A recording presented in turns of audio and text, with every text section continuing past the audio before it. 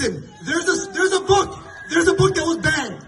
It was called This Book is Gay. And I tell you, if the book was called This Book is Straight, we're still gonna go after it. All right, guys. So once again, we got to talk about the drama going on in Dearborn, Michigan, where you have a bunch of Muslim and Christian parents who have teamed up to protest the woke school board pushing LGBTQ books that also have sexual content in them on kids in schools. Now, if you guys have been watching my channel lately, I have been covering this story very heavily because, in my opinion, I think that this is something to watch. This can be a turning point in the culture war when you have people across religious lines coming together to say, hey, you know what, this isn't right. We need to stand up to this. And I stumbled across this video of this father who gave this speech at a rally leading up to one of these school board meetings that, again, went off the rails. Okay, those school board meetings were wild. But the speech that he gave was extremely powerful, and it gave me goosebumps when I heard it for the first time. But there's some things that he said in this speech that I kind of want to address and to make clear, because I think that the Muslims, specifically in Dearborn, Michigan, are having the same issue that other so-called people of color are having when it comes to voting in line with their values. And this is something I want to talk about because we can kick and scream all day about how messed up the school board is. However, if you're not voting in line with the values that you claim that you have, then there's some cognitive dissonance going on here.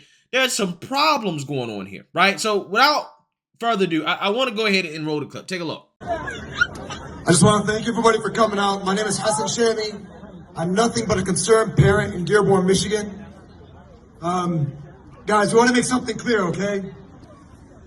We want to leave the politics out of this. If you're on Facebook, all you see is fear-mongering political rhetoric that this is book banning, censorship, homophobic. All it is protecting our children. We as concerned parents in Dearborn are not tied to the left, to the right when it comes to this issue. And we're not going to be used as pawns for any organization for their own agenda. We're here to protect our children. Do not fall for the political rhetoric on Facebook, on Instagram. Do not fall for the trap, because that's what they want. They're trying to smear us. They're trying to control the narrative. They're trying to say this is homophobic. Listen, there's a book that was banned. It was called This Book is Gay. And I tell you, if the book was called This Book is Straight, we're still gonna go after it. Because it's teaching kids how to go online and have sexual intercourse with others on the internet. This is wrong. You do not expose kids to sexually explicit material. There's a poster right here to my right. There's a poster right here to my right that I had them cover up. I, as an adult, a 33-year-old adult, told them cover it up because I'm embarrassed to look at this. You think I want a 13-year-old to look at it? This is ridiculous. Any semi-decent human being, homosexual or heterosexual, knows when they look in the mirror that kids should not be exposed to this. Stop trying to control the rhetoric. Stop trying to make it as you guys are the victims, because this has nothing to do with it. We as parents who are raising our children are responsible for our children. Our schools will not indoctrinate our children. The progressive dogma from the top down that has public schools in a chokehold will not indoctrinate our children. People tell me, hush, don't go up and speak. They're gonna protest your businesses. You're gonna get fired from your job. I got 3 children. My purpose in this world is to protect my kids, and that's all I will do. And nobody will stop us.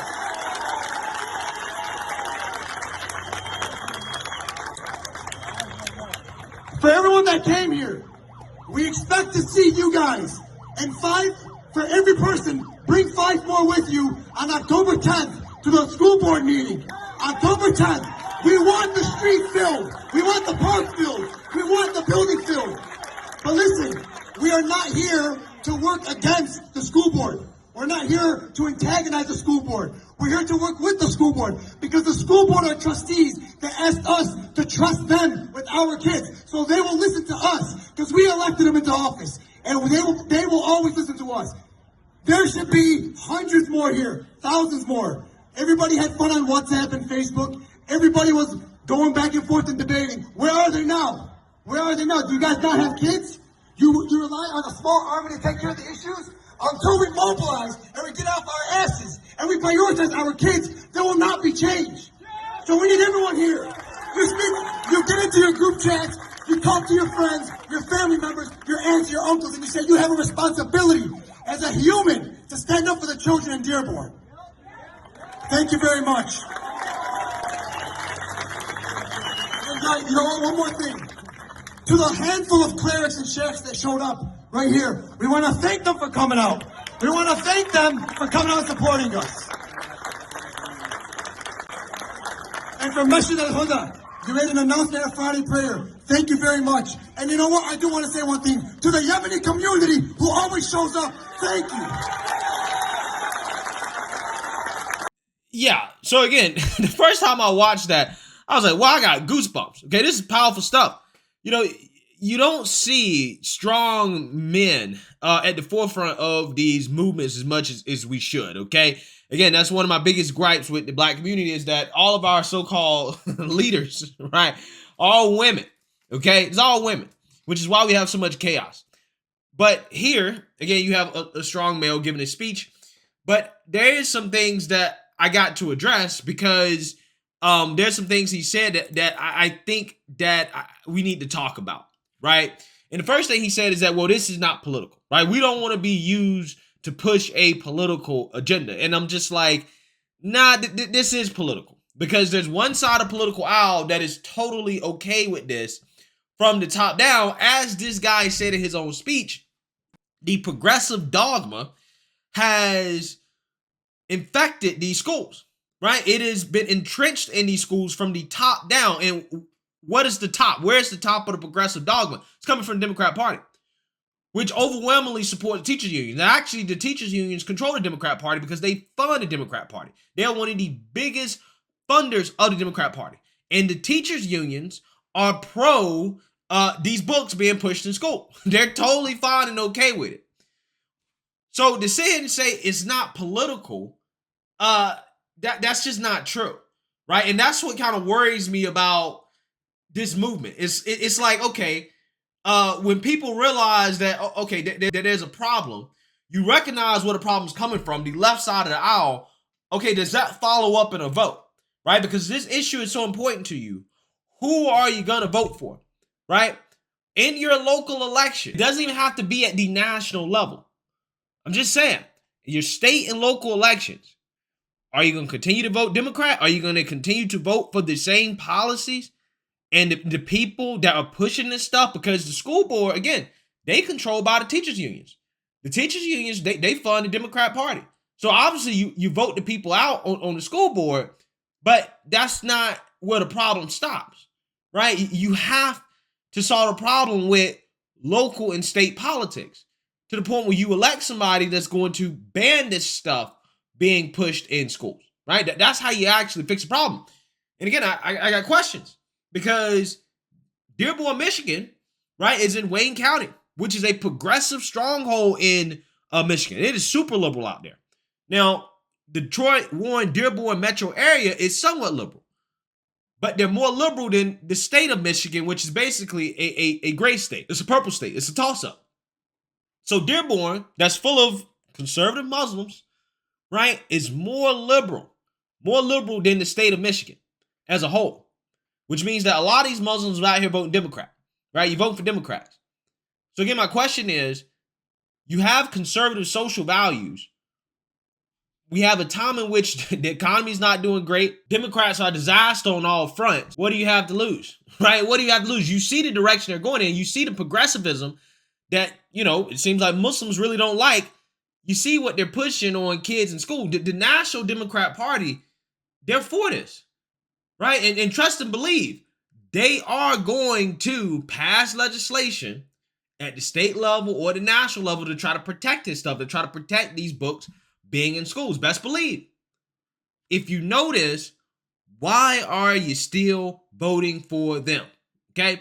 That's why I got questions about it. It reminds me of the same issues that I have with black people, especially the ones in the inner liberal cities, where you had Democrats running these cities for decades, but they're crime-ridden and they're poverty-stricken, and they've been complaining about this forever. But they turn around and vote for the same people over and over again, thinking that it's going to make a change. They don't want to vote GOP because of racism. Which again, it really blows my mind, like this stigma that the GOP has where people are so afraid to vote for them because of the alleged racism. And I'm just like, I think it is very clear to me, right? It is very clear that the Democrat Party has a lot more racists in it, or they are more overtly racist than the GOP or conservatives. I don't understand how people see it any other way. I really don't. Just because Democrats come out here and talk that talk and have all this rosy language about diversity and inclusion, that doesn't override the fact that their policies have been an epic failure. Now, again, I do understand that maybe some Muslims have some reservations about the GOP in regards to, the rhetoric against radical Islamic extremism, right? And, a lot of things that are going on in the Middle East. But the Democrats, when Obama was in office, he was bombing the hell out of the Middle East, okay? He was bombing the hell out of Middle East, okay? And, I mean, for the most part, America supports Israel. So regardless of who you vote for, you're going to get the same Middle East policy, right? You can get the same exact Middle East policy. So again, it seems clear to me that these people, from a social standpoint, have a lot more in common with social conservatives, Christian conservatives, than they do with the progressive left, which they are railing against. They're railing against progressivism. The Democrat Party has become progressive. They're a progressive party. Now, don't get me wrong. We don't want a theocracy, an Islamic theocracy, right? We don't want all that. And I'm pretty sure a lot of these Muslims don't want that either. I don't know. I'm just saying. I will hope not. But I do know that they want to be left alone, right? In their own communities, right? To freely practice their religion, right? To take care of their families, to not have their schools indoctrinated. And we want the same thing, right? We want to be left alone, right? To take care of our own communities, to freely practice our religion, and to not have our kids indoctrinated in school. Why are you still voting for them? Are you going to come out in the next election and vote against them? Because it's not just going to be enough to vote out the school board. You're going to have to accomplish flipping the local level politics and the state level politics, because best believe Democrats at a national level and state level, they're going to do everything they can to keep these books in school. They're going to do everything they can to continue to allow teachers to push sexual materials and to talk to kids about sex in school. They're going to do whatever they can to push it. You already saw what the Democrats tried to do with the Justice Department, Merrick Garland. They tried to go after parents who were protesting these school board meetings, try to call them domestic terrorists. So you know how they feel about it. You know the agenda that they want to push. Are your voting habits going to change? Right? Are you going to turn around and vote for the same people? Again, that's my question, man. That's my question. Again, a lot of the language that I'm hearing coming from these speeches, these school board meetings, from these people is that, hey, we're against the radical left. We're against the woke agenda. Do you realize that the party that you're voting for is woke, right? They are progressive. You do understand that, okay? I'm just saying. This is political, and it is deeper than politics. It's at the point where, again, we're talking about morality here. We're talking about basic decency. So, yes, it's deeper than politics, but it is political. Because there's one side of political aisle that is for this, and there's another side of political aisle that is against this. So, let me know what you guys think. Make sure you like, comment, and subscribe. Most importantly, share a Black conservative perspective. Peace.